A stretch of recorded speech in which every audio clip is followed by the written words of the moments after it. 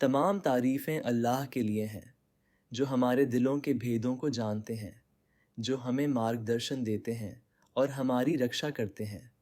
हम हमारे प्यारे पैगंबर मोहम्मद सल्लल्लाहु अलैहि वसल्लम पर शांति और आशीर्वाद भेजते हैं, जिन्होंने हमें अल्लाह के सुंदर नाम सिखाए। मेरे प्यारे भाइयों और बहनों, अस्सलाम अलैकुम व रहमतुल्लाहि व बरकातहू। हमारे पिछले एपिसोड में हमने अल्लाह के नाम अल मुकद्दिम से लेकर अतवाब तक पर विचार किया था।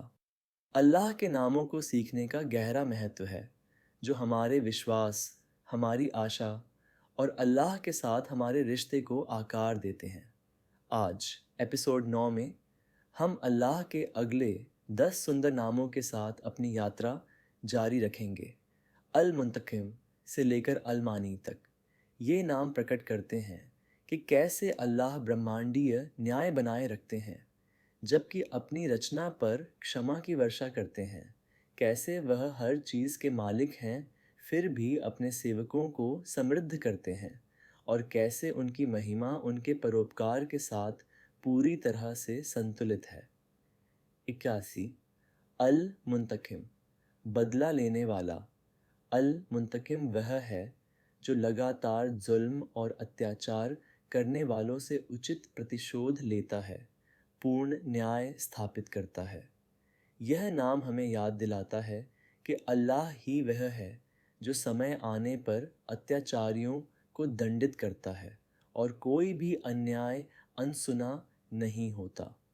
यदि कोई हमें नुकसान पहुंचाता है और हम अपना बचाव नहीं कर सकते हैं, तो हमें अल्लाह पर भरोसा रखना चाहिए, क्योंकि वह सबसे अच्छा बदला लेने वाला है। कुरान में सूरह अस-सजदा आयत 22 और सूरह अश-शूरा आयत 40 से 43 में अल्लाह फरमाते हैं, निश्चय ही हम अपराधियों से बदला लेंगे, और लेकिन जो माफ़ कर दे और सुलह कर ले, उसका प्रतिफल अल्लाह के पास है। और जो कोई जुल्म किए जाने के बाद अपना बदला लेता है, तो उन पर कोई इल्ज़ाम नहीं है।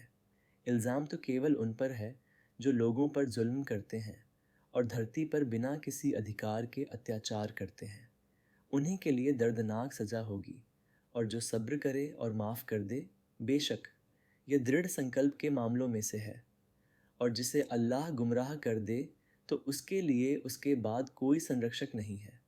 और आप जालिमों को देखेंगे, जब वे सज़ा देखेंगे तो कहेंगे, क्या लौटने का कोई रास्ता है? निश्चय ही अल्लाह प्रभुत्व वाला, अजीज़ और प्रतिशोध का मालिक अल मुंतकिम है। हमारे दैनिक जीवन में अल मुंतकिम, बदला लेने वाला, हमें याद दिलाता है कि अंतिम न्याय केवल अल्लाह का है। अत्याचार या अन्याय का सामना होने पर यह नाम हमें आश्वस्त करता है कि अल्लाह हर बुराई का गवाह है और पूर्ण न्याय स्थापित करेगा। यह हमें सही साधनों से न्याय पाने के लिए प्रेरित करता है, लेकिन व्यक्तिगत प्रतिशोध को हतोत्साहित करता है। इसके बजाय हमें अल्लाह की हिकमत और न्याय पर भरोसा करना चाहिए। प्रतिशोध को उसी पर छोड़ देना चाहिए। यह भरोसा धैर्य, लचीलापन और अल्लाह की पूर्ण योजना में विश्वास को बढ़ावा देता है। यह नाम अत्याचार को रोककर समाज की रक्षा करता है और पीड़ित को ईश्वरीय न्याय से सांत्वना देता है। 82 अल अफुव, अत्यंत क्षमा करने वाला। अल अफुव पूरी तरह से पापों को माफ़ कर देता है और मिटा देता है, मानो वे कभी हुए ही न हों। केवल माफ़ी से परे पूर्ण क्षमा तक जाता है। यह नाम हमें दूसरों को माफ़ करने के लिए प्रोत्साहित करता है, ठीक वैसे ही जैसे हम अल्लाह की माफ़ी चाहते हैं। कुरान में सूरह अन-नूर आयत 22 और अश-शूरा आयत 40 से 43 में अल्लाह फरमाते हैं, निस्संदेह अल्लाह बहुत माफ़ करने वाला, अफुव और माफ़ी देने वाला है। क्या तुम नहीं चाहते कि अल्लाह तुम्हें माफ़ कर दे? और अल्लाह माफ़ करने वाला, दयालु है। और लेकिन जो माफ़ कर दे और सुलह कर ले, उसका प्रतिफल अल्लाह के पास है। लेकिन जो सब्र करे और माफ़ कर दे, बेशक यह दृढ़ संकल्प के मामलों में से है। निस्संदेह अल्लाह अत्यंत माफ़ करने वाला, अफूव, माफ़ी देने वाला है। एक हदीस से तिरमिजी से यह वर्णित है कि आयशा रजी अल्लाहु अन्हा ने पैगंबर मोहम्मद सल्लल्लाहु अलैहि वसल्लम से पूछा, अगर मुझे पता चले कि कौन सी रात लैलतुल कद्र है तो मुझे क्या कहना चाहिए। उन्होंने जवाब दिया, अल्लाहुम्मा इन्नका अफुवन तुहिब्बुल अफ़्वा फ़ाफ़ू अन्नी। ए अल्लाह, तू अत्यंत माफ़ करने वाला है और तू माफ़ी को पसंद करता है, तो मुझे माफ़ कर दे। कहो, हमारे दैनिक जीवन में अल अफ़्व हर पश्चातापी दिल को आशा देता है। जब अपराध बोध भारी होता है या पिछली गलतियां हमें परेशान करती हैं, तो यह नाम हमें याद दिलाता है कि अल्लाह हमारे पापों को पूरी तरह से मिटा सकता है। यह हमें अल्लाह के उदाहरण का पालन करते हुए दूसरों को पूरी तरह से माफ़ करने के लिए भी प्रोत्साहित करता है। क्यासी अर्रूफ, अत्यंत कृपालु। अर्रौफ अत्यंत कोमल दया रखता है, विशेष रूप से कमज़ोर और संघर्षरत लोगों के प्रति दया और करुणा दिखाता है। जब हम पाप करते हैं तब भी वह हमारे साथ कोमलता से पेश आता है और हमें लौटने के मौके देता है। कुरान में सूरह अल बकरा आयत 143 और सूरह अत-तौबा आयत 128 में अल्लाह ने फरमाया, निस्संदेह अल्लाह लोगों के लिए अत्यंत कृपालु, रूफ और दयावान है। और तुम्हारे पास तुम ही में से एक रसूल आया है, तुम्हारा दुख उसे भारी लगता है, वह तुम्हारे लिए चिंतित है और ईमान वालों के लिए अत्यंत कृपालु, रूफ और दयावान, रहीम है। हमारे दैनिक जीवन में अर्रूफ हमारी कमज़ोरियों के प्रति अल्लाह के कोमल दृष्टिकोण की याद दिलाता है। जब हम बार बार होने वाले पापों से जूझते हैं या आध्यात्मिक रूप से कमज़ोर महसूस करते हैं, तो यह नाम हमें अल्लाह के धैर्य और कोमलता का आश्वासन देता है। यह हमें दूसरों के प्रति, खासकर उन लोगों के प्रति जो संघर्ष कर रहे हैं, कोमल और कृपालु होने के लिए प्रेरित करता है। शिदासी मालिकुल मुल्क, संपूर्ण सत्ता का स्वामी। अल्लाह मालिकुल मुल्क है, जो संपूर्ण प्रभुत्व, संप्रभुता और अधिकार का पूर्ण स्वामी है। वह जिसे चाहता है अधिकार देता है और जिससे चाहता है छीन लेता है। यह नाम हमें याद दिलाता है कि शक्ति, धन और अधिकार केवल अल्लाह के हैं। हमारे पास जो कुछ भी है वह अस्थाई है और हमें सौंपा गया है। कुरान में सूरह आल इमरान आयत 26 और सूरह अल माइदा आयत 7 में अल्लाह फरमाते हैं, कहो, ए अल्लाह संपूर्ण सत्ता के स्वामी, मालिकुल मुल्क, तू जिसे चाहता है सत्ता देता है और जिससे चाहता है सत्ता छीन लेता है। तू जिसे चाहता है सम्मान देता है और जिसे चाहता है अपमानित करता है। तेरे ही हाथ में सारी भलाई है। निस्संदेह तू हर चीज़ पर पूरी तरह सक्षम है और अल्लाह ही के लिए आसमानों और ज़मीन और जो कुछ उनके बीच है उसकी बादशाहत है। वह जो चाहता है पैदा करता है और अल्लाह हर चीज़ पर पूरी तरह सक्षम है। हमारे दैनिक जीवन में मालिकुल मुल्क हमें सिखाता है कि सभी अधिकार और स्वामित्व अंततः अल्लाह के हैं।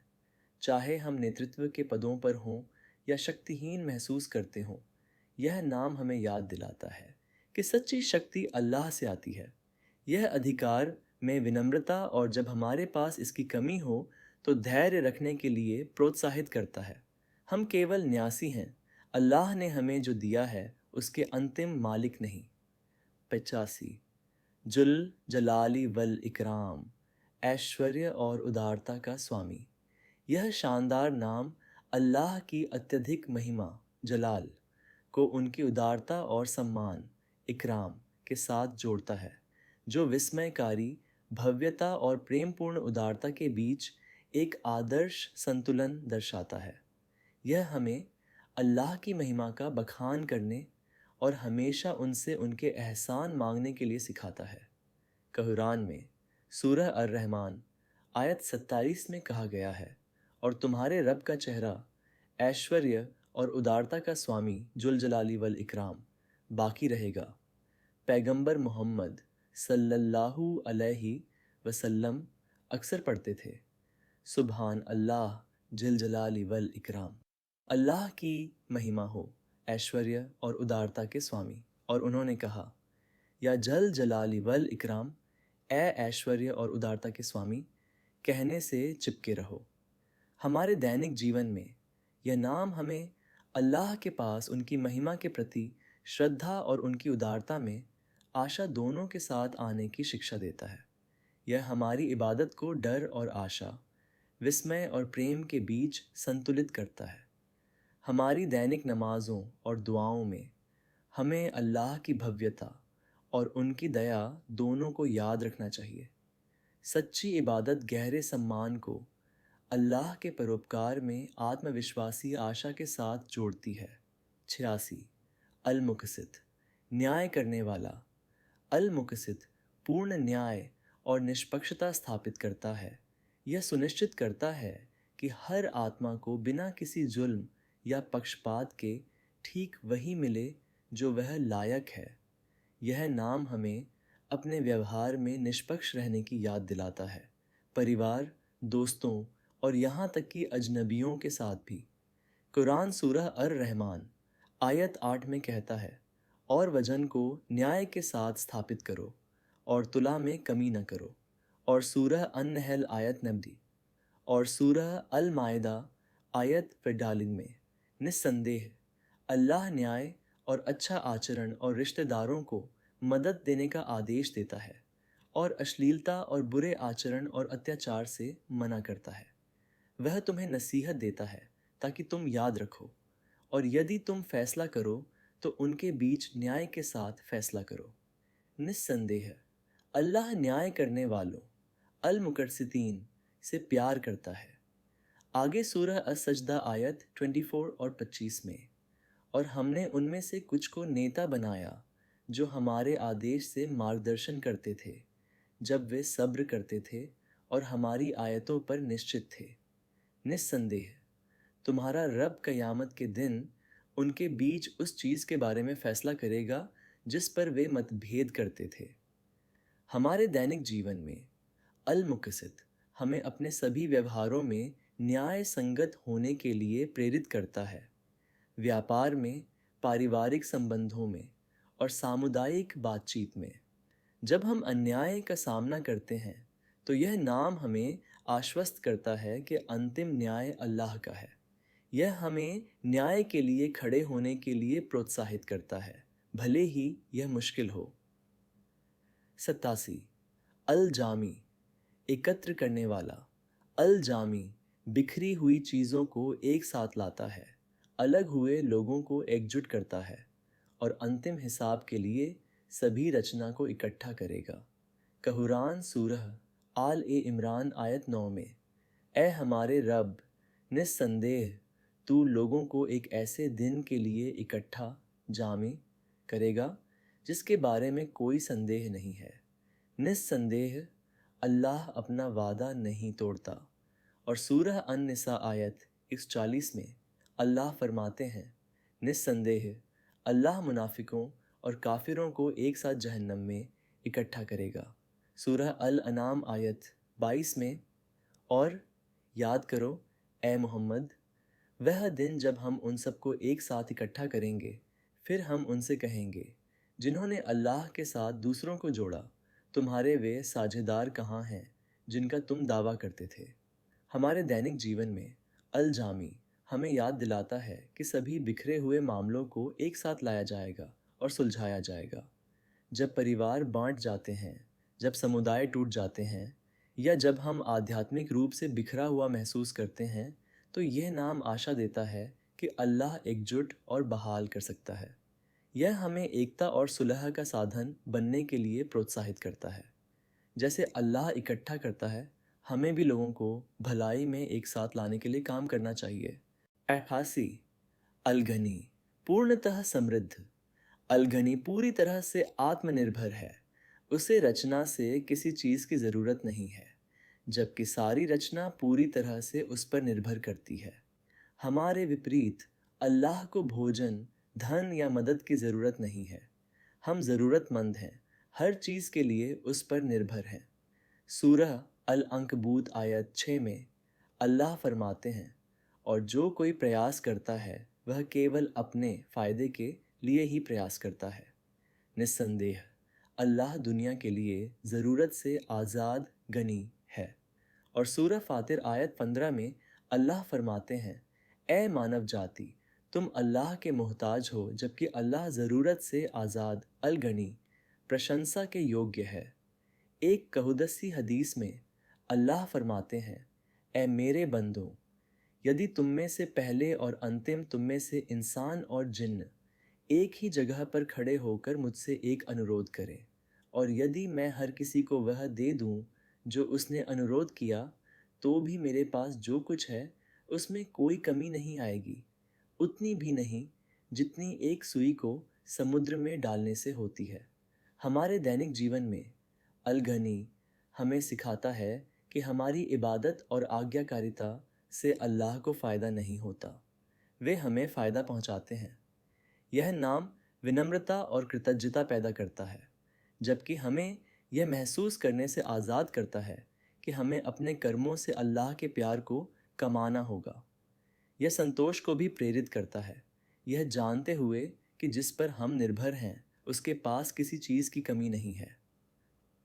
ए अल मुगनी समृद्ध करने वाला।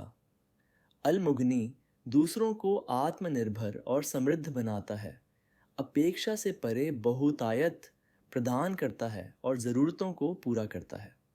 अल्लाह न केवल धन प्रदान करता है बल्कि संतोष और पर्याप्तता भी देता है। सच्ची समृद्धि वह है जो अल्लाह ने दिया है उससे संतुष्ट होना। कुरान सूरह अन-नज्म आयत 41 और 38 में कहा गया है, और यह वही है जिसने समृद्ध किया, अगना और पर्याप्त किया, और यह वही है जो सीरियस का रब है। और सूरह अद्दुहा आयत 8 में अल्लाह फरमाते हैं, और अल्लाह ने तुम्हें गरीब पाया और तुम्हें आत्मनिर्भर अगना बना दिया। सही बुखारी की एक हदीस से पैगंबर मोहम्मद सल्लल्लाहु अलैहि वसल्लम ने कहा, धन बहुत सारी चीज़ों के होने में नहीं है बल्कि धन आत्मा के साथ संतुष्ट होने में है। हमारे दैनिक जीवन में अल मुगनी हमें सिखाता है कि सच्चा धन अल्लाह से आता है और इसमें दिल का संतोष भी शामिल है। वित्तीय कठिनाइयों का सामना करते समय यह नाम आशा देता है कि अल्लाह हमें उन तरीकों से समृद्ध कर सकता है जिनकी हम कल्पना भी नहीं कर सकते। यह हमें अल्लाह के समृद्ध करने के लिए आभारी होने और जब हम कर सकें तो दूसरों को समृद्ध करने में मदद करने की भी याद दिलाता है। सच्ची समृद्धि में भौतिक पर्याप्तता और आध्यात्मिक संतोष दोनों शामिल हैं। 90 अलमानी नुकसान से रोकने वाला। अलमानी अपने सेवकों की रक्षा करता है और उन्हें नुकसान पहुंचने से रोकता है। जो उन्हें हानि पहुंचाएगा उसके खिलाफ बाधाएं खड़ी करता है। कभी कभी हम कुछ बहुत चाहते हैं लेकिन अल्लाह उसे रोक लेता है क्योंकि वह हमें नुकसान पहुंचा सकता है, जैसा कि कुरान सूरह अल बकरा आयत 216 में कहता है, लेकिन हो सकता है कि तुम किसी चीज़ को नापसंद करो और वह तुम्हारे लिए अच्छी हो, और हो सकता है कि तुम किसी चीज़ को पसंद करो और वह तुम्हारे लिए बुरी हो, और अल्लाह जानता है जबकि तुम नहीं जानते। सूरह अल मायदा आयत 67 में अल्लाह फरमाते हैं, और अल्लाह तुम्हें लोगों से बचाता है। निस्संदेह अल्लाह नास्तिक लोगों को मार्गदर्शन नहीं देता। और सूरह अज-जुमर आयत 37 में, और जिसे अल्लाह हिफाजत देता है उसके लिए कोई गुमराह करने वाला नहीं है, और जिसे वह गुमराह कर दे उसके लिए उसके बाद कोई संरक्षक मानी नहीं है। हमारे दैनिक जीवन में अलमानी डर और चिंता के समय सांत्वना प्रदान करता है। जब हम अपने या अपने प्रियजनों को नुकसान पहुंचने की चिंता करते हैं तो यह नाम हमें याद दिलाता है कि अल्लाह परम रक्षक है। यह हमें अल्लाह की हिफाजत पर भरोसा करते हुए उचित सावधानी बरतने के लिए प्रोत्साहित करता है। दैनिक जीवन में व्यावहारिक समावेश अन्याय का सामना करने पर अल मुंतकिम जो अंतिम न्याय सुनिश्चित करता है, और अल अफ़्व जो माफ़ी को पसंद करता है। दोनों को याद रखें। जब संभव हो तो माफ़ी को चुनें, लेकिन विश्वास रखें कि आप जो नहीं कर सकते, अल्लाह उसे संभालेगा। नेतृत्व या अधिकार में मालिकुल मुल्क पर विचार करें। सभी अधिकार अल्लाह से आते हैं और इसे विनम्रता और न्याय अल मुक़सित के साथ इस्तेमाल किया जाना चाहिए। वित्तीय संघर्षों के दौरान अल घनी जिसे किसी चीज़ की ज़रूरत नहीं है, और अल मुगनी जो समृद्ध करता है की ओर रुख करें। ईश्वरीय प्रावधान में विश्वास के साथ व्यावहारिक प्रयास को मिलाएं। बिखरा हुआ या बांटा हुआ महसूस करने पर अल जामी एकत्र करने वाला को याद रखें, जो स्थायी रूप से अलग हुई चीज़ों को फिर से एकजुट कर सकता है। इबादत और दुआ में जुल जलाली वल इकराम के रूप में अल्लाह के पास पहुँचें। उनकी महिमा के लिए श्रद्धा और उनके परोपकार में आशा के साथ। रक्षा के लिए उचित सावधानी बरतते हुए अलमानी रोकने वाला में शरण लें। इन नामों पर आधारित परिवर्तनकारी दुआएं न्याय और माफ़ी के लिए। अल्लाहुम्मा अंता अल अफ़्व व तुहिब्बुल अफ़्व फ़अफ़ु अन्नी व अंता अल मुंतकिम फ़ांतकिम ली मिन मन जलमानी। ए अल्लाह, तू अत्यंत माफ़ करने वाला है, जो माफ़ी को पसंद करता है, तो मुझे माफ़ कर दे। और तू बदला लेने वाला है, तो उन लोगों से मेरे लिए न्याय ले जो मुझ पर जुल्म करते हैं। रोज़ी और हिफाजत के लिए अल्लाहुम्मा अंता अल गनी अल मुगनी अग्निनी बिहलालिका अन हरामिका व बिफजलिका अम्मन सिवाका व अंता अलमानी फमनी अन्नी कुल्ला सू।